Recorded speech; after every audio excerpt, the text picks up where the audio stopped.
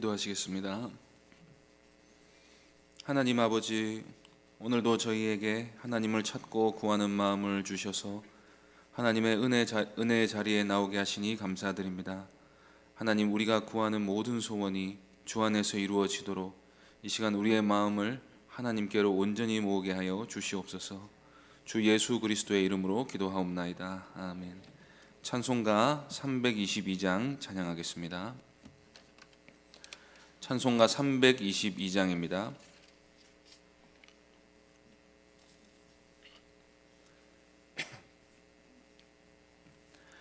찬송가 322장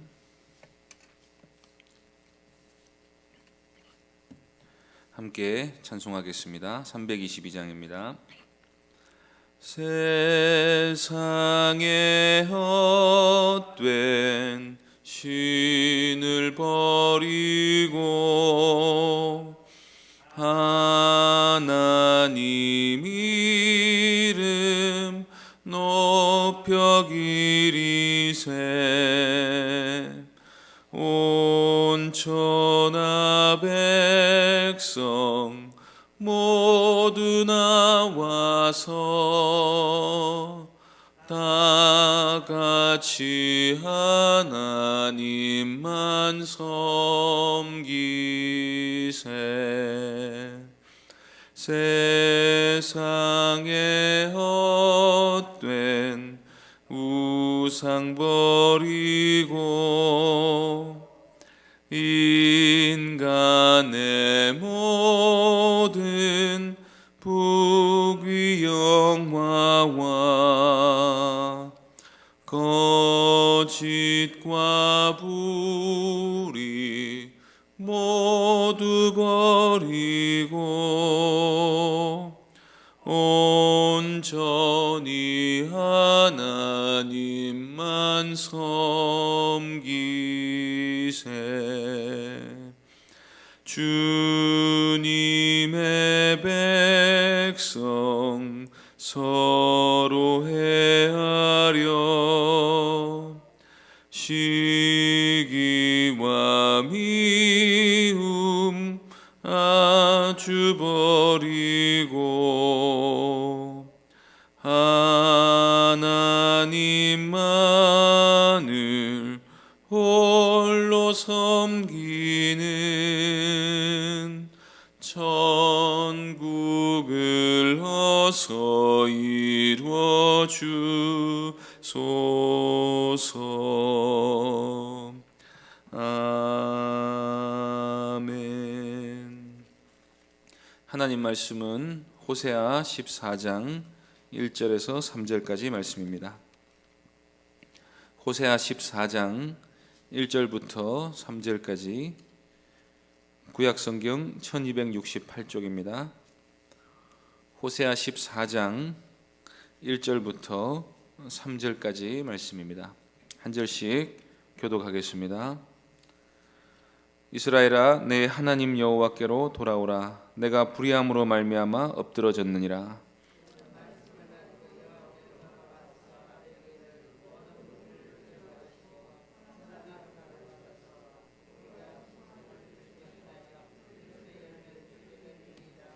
함께 읽겠습니다. 우리가 앗수르의 구원을 의지하지 아니하며 말을 타지 아니하며 다시는 우리의 손으로 만든 것을 향하여 너희는 우리의 신이라 하지 아니하오리니 이는 고아가 주로 말미암아 긍휼을 얻음이니이다 할지니라. 아멘. 이 시간 내 하나님 여호와께로 돌아오라는 제목으로 하나님 말씀 전하겠습니다. 율법은 하나님의 성품을 보여줍니다. 율법을 보면 하나님의 성품을 알 수가 있습니다. 하나님이 율법에서 무언가를 요구하시면 하나님께서 바로 그런 성품을 가진 분이라는 사실을 우리가 알 수 있습니다. 하나님이 우리에게 원수를 사랑하라고 가르치셨습니다. 그 이유는 하나님이 원수를 사랑하는 분이시기 때문입니다. 하나님이 안식일을 명하시고 안식일에는 종들뿐 아니라 가축들까지도 쉬게 하라고 말씀하셨습니다. 이 계명을 통해서 하나님께서 우리의 안식을 위해 일하는 분이심을 알 수가 있습니다. 하나님이 내 부모를 공경하라고 말씀하셨습니다. 이 다섯 번째 계명은 하나님께서 권위를 중요하게 생각하는 분이라는 사실을 알게 합니다. 사람은 자기 위에 있는 권위를 존중할 줄 알아야 선한 사람입니다. 하나님은 자신의 권위가 침해당하는 것을 원하지 않으십니다. 또 하나님은 율법에서 하나님만 사랑하라고 가르치셨습니다. 다른 신을 섬기지 말고 하나님만 섬기라고 하셨습니다. 하나님이 이런 사랑을 요구하시는 이유는 하나님께서 사랑이시기 때문입니다. 하나님은 일편단심으로 우리가 하나님만을 사랑하기를 바라십니다. 하나님을 대체할 만한 다른 어떤 것도 우리가 추구하기를 원하지 않으십니다. 하나님만이 경배의 대상이고 의존의 대상이고 우리가 섬겨야 할 유일한 신이 되십니다. 그런데 놀랍게도 하나님은 이스라엘 백성들에게 자신이 요구한 그대로가 되셨습니다. 하나님께서 이스라엘을 일편단심으로 사랑하셨습니다. 이스라엘을 향한 사랑을 포기하지 않으셨습니다. 이스라엘에게 하나님을 향한 사랑을 요구하신 그대로 하나님께서는 이스라엘을 모든 것을 걸어 사랑하셨습니다. 그래서 우리는 하나님의 모든 명령에서 우리가 해야 할 의무만을 발견하는 게 아니라 하나님이 어떤 분이신지를 배우게 됩니다. 우리가 하나님의 뜻을 따르기 위해서 알아야 할 가장 중요한 지식이 하나님 자체가 어떤 분이신지를 아는 것입니다. 하나님이 어떤 인격과 성품을 가진 분이신지를 알아야 하나님을 바르게 믿을 수 있습니다. 이스라엘이 실패한 이유는 하나님을 아는 데 실패했기 때문입니다. 하나님 외에는 다른 신을 섬기지 말라는 계명이 하나님은 유일하신 하나님이니 하나님만 사랑하고 섬겨야 한다는 뜻이다 하는 이 사실을 이해하는데 실패했습니다. 참 믿음은 하나님을 바르게 인식하는 것으로 구성되게 되어 있습니다. 그렇지 않고 하나님을 전혀 모른 채 그저 육신적 복을 받기 위해서만 계명을 지킨다면 그 순종은 반드시 실패할 수밖에 없습니다. 왜냐하면 순종이 잘 안 되기도 하지만 행복이 무엇인지에 대한 개념 자체가 다르기 때문입니다. 간음하는 게 행복합니까? 순결을 지키는 게 행복합니까? 결혼 전에 20대 청년들은 어떻게 생각하겠습니까? 순결을 지키는 청년은 괴롭겠습니까? 아니면 날마다 마음이 즐겁겠습니까? 이스라엘 백성들의 경우는 어땠습니까? 율법대로 제사를 드리는 것은 재미없고 축제식의 예배는 너무나도 즐겁다고 생각했습니다. 물론 죄를 지으면 사람이 고통을 당합니다. 죄를 지으면 약해지고 괴로워지게 되어 있습니다. 그런데 당장 눈앞에서 그 문제를 인식하지는 못합니다. 당장의 효과와 만족으로 볼 때는 생수가 탄산음료보다 덜 시원하게 느껴집니다. 오늘날 청년들, 청소년들은 어떻습니까? 예배와 말씀이 기쁨과 만족을 준다고 생각합니까? 아니면 게임과 유튜브가 더 많은 기쁨과 만족을 준다고 생각합니까? 저의 경우에도 회심하기 전에는 당연히 예배가 컴퓨터 게임이나 농구보다 재미가 없었습니다. 말씀이 하나도 귀에 들어오지 않고 그저 지루하기만 했습니다. 예배에 가는 이유는 단 하나, 안 가면 양심의 가책을 느꼈기 때문입니다. 그런데 회심하고 나서는 예배가 세상에서 예배보다 더 즐거운 일이 없었습니다. 그런 일이 단 하루아침에 일어났습니다. 사람이 한순간에 갑자기 변했습니다. 순식간에 하나님이 미워하시는 죄악들을 끊어냈습니다. 그때 제 마음을 지배하고 있던 복음의 메시지는 단 하나뿐이었습니다. 예수님께서 나를 대신해 죽으셨다. 그것 외에는 아는 것이 아무것도 없었습니다. 그런데 이 짧은 문장에 하나님을 아는 많은 지식이 들어 있습니다. 사람이 하나님을 섬기게 되는데 필요한 것은 믿으면 행복하게 된다는 말이 아니라 하나님이 나를 이처럼 사랑하셨다 하는 지식을 갖는 것입니다. 그러면 그 안에 하나님이 사랑이 많으시다는 사실과 하나님이 나를 위해 놀라운 일을 행하셨다 하는 이 사실을 아는 지식이 다 들어 있습니다. 그 하나님께서 나에게 순결을 요구하시기 때문에 내가 순결하게 살아야겠다 하는 마음이 생기는 것입니다. 호세아 선지자는 예언 사역을 하는 동안 내내 중심 주제로 삼았던 것이 하나님을 알자, 우리가 좀 하나님을 알아야 한다는 말이었습니다. 이스라엘의 불순종의 핵심 원인을 하나님을 몰라도 너무나 모르기 때문이라고 보았습니다. 이스라엘은 하나님의 구원 사역을 잊어버렸습니다. 애굽에서 자신들을 건져 올려서 나라를 이루게 해주셨다 하는 사실을 잊어버렸습니다. 하나님과 맺은 언약도 잊어버렸습니다. 어쩌면 언약을 맺었다는 사실 자체도 기억하지 못했다고 볼 수 있습니다. 하나님의 기억은 생생한데 이스라엘은 하나님과 언약을 맺은 적이 없는 것처럼 결혼식장에 누구와 들어갔는지도 기억하지 못할 정도로 하나님을 잊어버렸습니다. 언약식을 기억하지 못하니까 언약의 내용도 기억하지 못합니다. 이스라엘은 율법을 버렸습니다. 그리고 율법을 따르면 복을 받고 어기면 저주를 받는다는 사실도 잊어버렸습니다. 그래서 하나님께로부터 징계를 받을 때에도 무엇 때문에 이런 어려움이 닥치는지도 제대로 파악하지 못했습니다. 그러면서도 이스라엘은 귀를 막았습니다. 잘 모르니까 하나님께서 선지자들을 보내서 하나님만이 이스라엘의 유일한 신이다 하는 사실을 가르쳐 주는데도 그 말을 듣지 않았습니다. 하나님을 잊어버렸을 뿐 아니라 알려고 하지도 않았습니다. 그러니 하나님께 대한 지식이 날이 갈수록 빈약해질 수밖에 없는 것입니다. 하나님이 이스라엘을 얼마나 사랑하시는지도, 하나님이 이스라엘을 얼마나 긍휼히 여기시고 또 죄에 대해 진노하시는지도 모르게 되었습니다. 그래서 그들은 자기 죄 가운데 행하면서도 마음이 담대했습니다. 하나님이 가장 이 우상 숭배를 미워하신다는데도 그것을 그칠 줄을 몰랐습니다. 이렇게 하나님께 대해 아무것도 알지 못하는 상태가 되었을 때 하나님은 이스라엘을 어떻게 다루셔야 합니까? 첫째는 죄가 무엇인지를 깨닫게 하는 것입니다. 사람은 매를 맞아야 비로소 자기가 잘못했다는 사실을 진정으로 시인하게 됩니다. 그래서 이스라엘은 혹독한 징계를 당했습니다.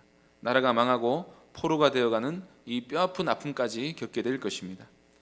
이 지었던 죄가 기쁨과 만족을 주는 게 아니라 극심한 고통을 준다는 사실을 징계를 통해 뼈저리게 깨닫게 될 것입니다. 하나님이 죄를 갚지 않으시고 그냥 넘어가는 법은 결코 없으십니다. 이스라엘은 이 죄로 인한 부흥을 반드시 받게 됩니다. 두 번째로 하나님은 이스라엘에게 말씀을 가르치십니다. 사람이 어리석어서 죄로 인한 고통을 당하면서도 자기가 왜 이렇게 되었는지 깨닫지 못할 수가 있습니다. 이때 필요한 것이 가르치는 일입니다. 어째서 이렇게 되었는지, 이런 일을 당했을 때 어떻게 회복될 수 있는지를 가르쳐 주어야 합니다. 하나님을 잘 아는 호세아는 이스라엘에게 한 가지 권면을 합니다. 이스라엘은 넘어질 것입니다. 지은 죄에 비하면 하나님이 오래 참으셨습니다. 그래서 죄값을 치르게 될 것입니다. 그런데 하나님은 이스라엘을 여전히 사랑하십니다. 하나님은 원수라도 사랑하시는 분이십니다. 원수라도 죽기를 바라지 않으시는 분이십니다. 그 하나님의 성품에 기대어서 어떻게 하면 하나님의 은혜를 구할 수 있는지를 호세아가 가르쳐 줍니다. 오늘 본문 말씀은 우리가 회복을 위해서 무엇을 해야 하는지 알려주는 호세아의 지침과도 같습니다. 먼저 1절 말씀 보겠습니다. 이스라엘아, 내 하나님 여호와께로 돌아오라. 내가 불의함으로 말미암아 엎드러졌느니라. 호세아는 이스라엘에게 하나님께로 돌아오라고 말합니다. 이게 마지막 권면입니다. 이스라엘의 상태는 불의로 인해 엎드러진 상태입니다. 소망이 끊겨진 것 같은 상황에 놓여 있습니다. 이제 모든 것이 끝났고 이제 절망만이 우리에게 남아있다고 믿을 때입니다. 그런데 호세아는 아직도 우리에게 소망이 있다고 말합니다. 하나님께로 돌아오라는 것입니다. 하나님이 나라를 망하게 하실 정도면 관계가 끝난 것이 아닌가요? 아니라고 합니다. 결코 그렇지 않습니다. 하나님이 어떤 분이신지를 우리가 생각해 보아야 됩니다. 하나님은 한 번 사랑한 대상을 결코 포기하지 않으십니다. 원수라도 죽기를 바라지 않고 어떻게든 살기를 바라시는 분이십니다. 모든 것이 끝났다는 생각이 들었을 때 하나님께로 돌아가는 마음을 우리가 품어도 괜찮습니다. 그러려면 이런 죄인이라도 하나님이 받아주실 것이라는 사실을 우리가 믿어야 합니다. 그러면 우리가 하나님께로 어떻게 돌아가야 합니까? 호세아는 남은 두 구절에서 하나님께로 돌아가는 방법을 세 가지로 말씀해 줍니다. 첫째로 용서를 구해야 합니다. 2절 말씀 보겠습니다. 너는 말씀을 가지고 여호와께로 돌아와서 아뢰기를 모든 불의를 제거하시고 선한 바를 받으소서. 우리가 수송아지를 대신하여 입술의 열매를 주께 드리리이다. 여기서 말씀을 가지고 하나님께로 돌아오라 하는 말은 기도하라는 말입니다. 하나님께 용서를 구할 때 수송아지가 필요한 게 아니라 입술로 하는 기도면 충분합니다. 솔로몬이 성전을 짓고 나서 하나님께 기도할 때 이런 기도를 한 적이 있습니다. 만일 죄를 지어 이스라엘 백성들이 타국의 포로가 잡혀간 그 자리에서 죄를 깨닫고 하나님께 자복하고 성전 있는 쪽을 향해 두 손을 들고 하나님께 기도하면 하나님이 돌아보시고 용서해 달라는 것입니다. 포로 되어 간 땅에 무슨 성전이나 제단이 있어서 하나님께 제사를 드리고 용서를 구할 수 있겠습니까? 속죄제나 화목제를 어떻게 드리겠습니까? 그러면 포로 되어 갔으면 모든 것이 끝이라고 생각할 수 있는데 아니라는 것입니다. 제사 드릴 수 없어도 마음을 찢는 회개와 진실한 기도만 있으면 하나님이 용서해 주십니다. 참된 제사는 성전에서 드려진 게 아니라 십자가 위에서 드려진 것이기 때문입니다. 하나님이 원하시는 것은 우리의 마음이지 수송아지 같은 제물이 아니라고 합니다. 이때 호세아는 용서를 구하며 기도할 때 모든 불의를 제거하고 선한 바를 받으소서라고 기도하라고 가르칩니다. 뭐라고 기도해야 될지도 가르쳐 줍니다. 이 짧은 한 문장에 용서를 구하는 자가 가져야 할 중요한 자세가 다 나타나 있습니다. 먼저 자신이 불의하다는 사실을 인정해야 됩니다. 그리고 자신의 불의를 제거하실 수 있는 분이 하나님뿐이라는 사실을 인정하는 것입니다. 하나님께 돌아가는 자는 하나님이 의로우신 분이기 때문에 불의를 제거해야만 하나님께 나아갈 수 있다는 사실을 아는 것입니다. 이 일을 하실 수 있는 분은 하나님밖에 없습니다. 그리고 선한 바를 받아달라고 간구해야 됩니다. 여기서 회개하는 자가 드리는 선한 것이란 회개하는 자세 하나뿐입니다. 이 간구는 우리가 하나님의 선하신 성품에 기대어 하나님의 용서를 구하니 우리의 있는 모습 그대로 받아달라 하는 말씀과도 같습니다. 그리고 호세아는 우리가 하나님의 용서를 진실하게 구한 뒤에 우리가 수송아지를 대신해 입술의 열매를 주께 드리리이다 라고 기도하라고 가르칩니다. 하나님이 원하시는 것은 번제가 아니라 인애라고 말했습니다. 하나님을 향한 사랑을 하나님이 원하십니다. 하나님이 우리를 사랑하신다는 사실을 믿을 때 우리는 하나님을 진실로 사랑할 수 있습니다. 그 하나님에 대한 사랑에서 하나님을 찬송하는 입술의 열매가 나타나는 것입니다. 예수 그리스도께서 드리신 십자가 제사로 죄사함을 받아 새 언약의 백성 된 사람들은 더 이상 수송아지를 하나님께 드리지 않습니다. 시와 찬미와 신령한 노래로 찬송의 제사를 입술로 하나님께 드립니다. 히브리서 기자는 이 찬송의 제사를 하나님의 이름을 증언하는 입술의 열매라고 했습니다. 죄 사함을 받고 불의가 제거되어 심령이 새롭게 된 사람은 하나님을 찬송하게 되어 있습니다. 두 번째로 하나님께 돌아가려는 사람은 삶으로 자신의 회개의 진실성을 증명해야 합니다. 하나님을 불신했을 때 행했던 모든 악행에서 실제로 돌아서야 하는 것입니다. 3절 말씀 보겠습니다. 우리가 아수르의 구원을 의지하지 아니하며 말을 타지 아니하며 다시는 우리의 손으로 만든 것을 향하여 너희는 우리의 신이라 하지 아니하오리니 이는 고아가 주로 말미암아 긍휼을 얻음이니이다 할지니라. 호세아는 이스라엘이 하나님을 떠나 의지했던 다른 모든 것으로부터 돌아설 것을 결단하라고 말합니다. 강대국이 되었든지 우상이 되었든지 하나님을 버리고 의지했던 모든 것을 내려놓고 본 남편에게로 돌아가리라 하는 결단이 있어야 한다는 것입니다. 이것이 바로 참된 회개입니다. 삶을 돌이키는 데까지 나아가야 진실한 회개인 것입니다. 세 번째로 호세아는 이스라엘이 하나님께 돌아갈 때에 하나님의 자비로운 성품에 기대라고 말씀합니다. 고아가 주로 말미암아 긍휼을 얻습니다. 하나님이 율법에서 고아를 챙기라고 말씀하셨으면 그 하나님은 고아처럼 내버려진 이스라엘을 결코 홀로 두지 않으시는 분임을 믿어야 합니다. 우리가 회개하면 하나님이 받아주실 것을 믿는 것은 하나님께서 선하신 분이라고 고백하는 것과 같습니다. 그러므로 믿음이 하나님을 기쁘시게 합니다. 그 믿음으로 구원을 받습니다. 정말 믿는 자는 회개합니다. 하나님이 용서해 주시고 불의를 제거해 주실 것을 믿습니다. 호세아는 끊임없이 하나님께로 돌아가야만 우리가 산다고 가르쳤습니다. 그러기 위해서는 하나님이 우리를 영원토록 사랑하는 분이시라는 사실을 믿어야 됩니다. 하나님 외에 우리가 나름대로 의지하고 하나님을 떠나 저질렀던 모든 범죄를 회개하고 하나님께 돌아갈 때 하나님은 언제나 그 자리에서 우리를 받아주실 것입니다. 그리스도 안에서 우리에게 주어진 이 영원한 죄사함의 은혜 안에서 하나님의 선하신 뜻을 따르며 살아가는 귀하신 성도님들 되시기 바랍니다. 기도하겠습니다. 하나님 아버지, 하나님의 자비하신 성품에 기대어 우리가 오늘도 하나님께 나아갑니다. 우리를 영원히 용서하시고 영원히 사랑하시기 위해서 십자가를 우리에게 선물로 주신 줄로 믿습니다. 아버지 하나님, 이 시간 우리가 우리의 죄를 자복하고 하나님께 나아갈 때 우리에게 하나님께서 우리를 사랑하신다는 믿음을 충만히 부어주시고 그 사랑 안에서 의를 행하며 살아가게 하여 주시옵소서. 주 예수 그리스도의 이름으로 기도하옵나이다. 아멘.